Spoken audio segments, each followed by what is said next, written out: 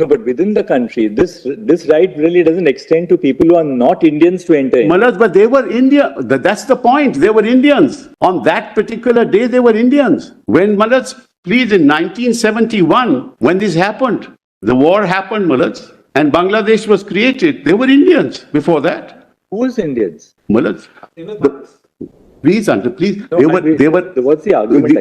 Malas, what happened? Pakistan was They created. were all part of undivided India. Correct. Correct. They were correct, but they were The government of India. correct. Malas, when Pakistan was created naturally, people would like to come. Malas, in 1951. In 1911, Malas, it was reversed. The partition of Bengal was reversed. But they belonged to the same area. The ethnicity was different. The language was different. And all these problems were created by the British. Because when the independence of India took place, East Pakistan, which is now Bangladesh, was carved into a separate country. And the exodus happened because of the fact that the ethnic minorities, linguistic minorities, as well as the majority community in East Bengal, in East Pakistan was not willing to stay there. The problem on the west coast was entirely different. On the western border was entirely different. Because on the western border, it was the Hindus who were coming into India, not the Muslims. The Muslims were given the choice to go there. That's why the date 19th of July. If you not come on the 16th of August, Mullahs, we are people who have been displaced from Lahore. My maternal grandparents were killed. So we came here immediately on the 16th of August. But there are many people, Mullahs, who came here afterwards. And they had to be given refuge. So therefore the 19th of July date, therefore the mechanism. That would never have happened in Assam. From East Pakistan, there was no such. Mullahs, all the minorities wanted to come into India because it was originally a part of India, part of the British Empire. So when this partition took place, naturally, people of Indian ethnicity, Bengali ethnicity, their language would want to come. So, Mullahs, to try and argue a constitutional point, which is the point I'm getting at, to say that this has changed the cultural ambience of Assam is constitutionally invalid, because you cannot attribute this to one event. Nor is the court, Mullahs, has the wherewithal to do so. You shouldn't even start this exercise. More important, Mullahs, I have a fundamental right to move from one place of the country to another. So immigration or migration from one place to another is a fundamental right. Within the country, of course. It doesn't matter, Mullahs. No, but within the country, this right really doesn't extend to people who are not Indians to enter in. Mullahs, but they were India. That's the point. They were Indians. On that particular day, they were Indians. When Mullahs, please, in 1971, when this happened, the war happened, Mullahs, and Bangladesh was created, they were Indians before that. Who's Indians? Mullahs, please, Uncle, please. No, they were. What's the argument? Mullahs, what happened? Pakistan was They created. were all part of undivided India. That's right. Correct. They were correct, but they were The government of India. correct. Mullahs, when Pakistan was created naturally, people would like to come. Mullahs, in 1951, people would like to come. Mullahs, Bengalis would like to come. Hindus would like to come. That's the point I'm making, Mullahs. A constitutional argument can't be made because it happened in 1951 that they came here. Therefore, Mullahs, it changes the cultural environment of Assam. That's not a good argument constitutionally. For the simple reason, Mullahs, the argument has to be applied in the context of demographic change. Demographic change can never be the basis of saying that my culture has been impacted. Can never be, as a matter of constitutional law. Why, Mullahs? Because Part 3 of the Constitution in enforcement of rights. Article 21 is the preservation of rights. 29 is the preservation of rights. There's a constitutional distinction between the two. They are people of different cultures, different traditions, maybe different language. They are entitled to preserve it. Nobody has infringed that. Their argument is it has been infringed demographically. An argument that has no basis in the Constitution. They have to show violation. Mr. Sibbal, there may be some problem with this because an argument about demographic change as affecting culture can never be made within the territory of India. For instance, somebody in a particular state, take for instance, there's this huge migration which is now taking place in our IT centers. People can't say our culture is being changed because of this huge migration. See Maharashtra, Manoj, labor coming from. Because for the purpose of citizenship law, as Attorney General has very beautifully put it in his submissions, India is one entity. Correct. So no one state or no people in one state can say that, look, by virtue of the fact that we are having an influx from other states, that our culture is being affected. Too bad. That's what the Constitution presupposes by postulating Article 19(1)(d). You rightly said that, there's free movement. But this applies within the nation. I agree. Let's kindly see 29 now. Can the people of a state not say, suppose the union were to say that we are going to resettle, say 20,000 refugees or 25,000 refugees in a particular state. There may be substance in the argument, we may not accept it, but they can certainly found a constitutional challenge. But I'll answer that. See 29. You cannot have a challenge at all. Well, that's 29. Just look at 29. Just have a look at 29.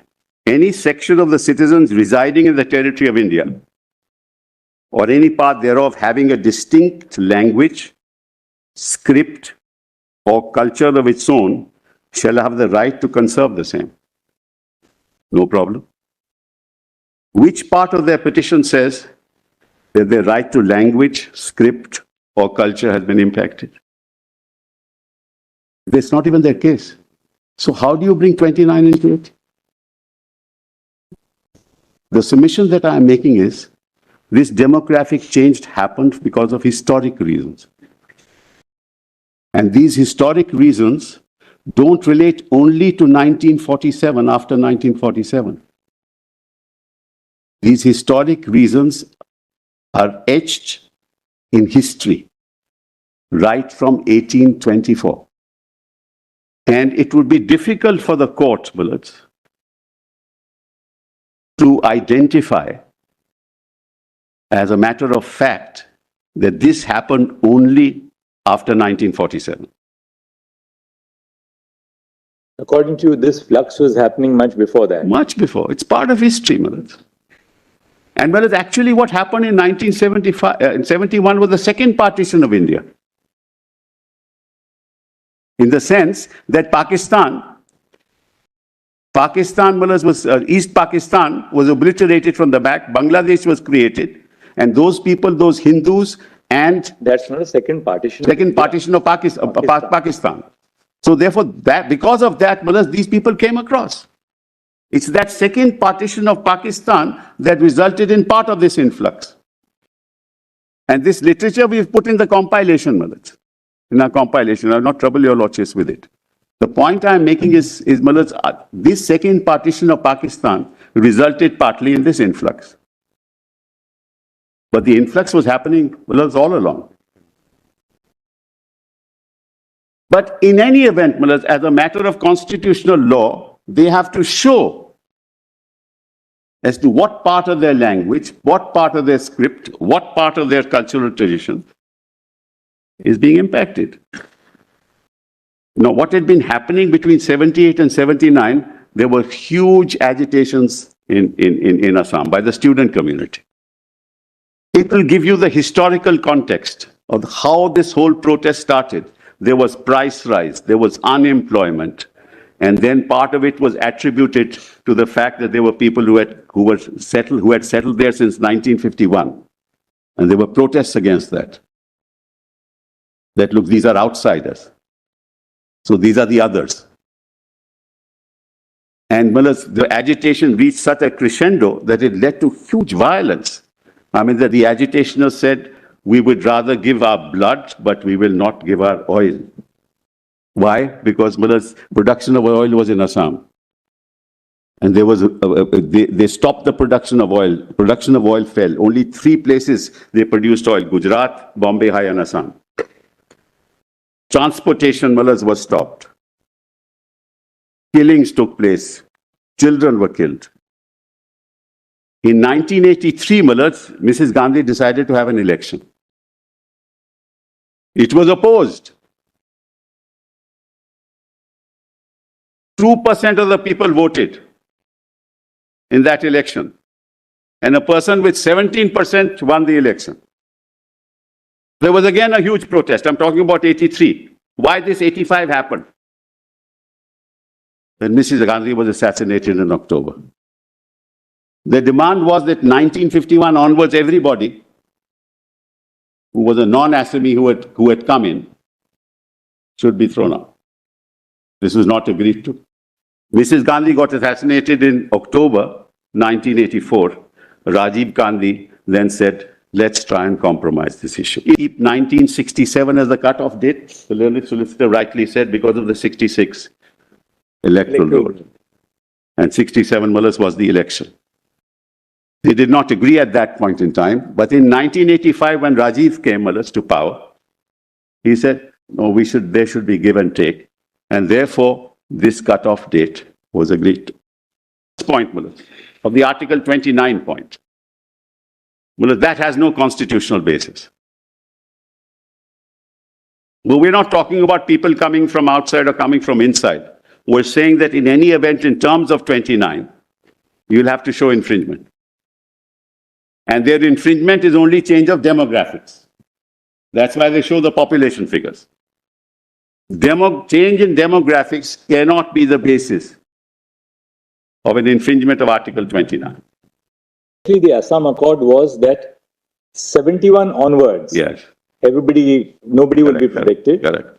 51 to 66 and 66 to 66 to 71, people who came in would be protected, basically. That's right. 51 to 66, no questions asked. Right. 66 to 71, you have to satisfy the... That's correct. Now, entry 17 confers and read with 245, Article 245, Parliament undoubtedly has the power correct. to legislate. Correct. But they were not discriminating on the basis of residence. They were not discriminating anybody on the basis of residence.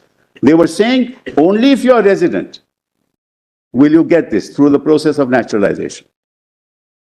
So then, under no prohibited category.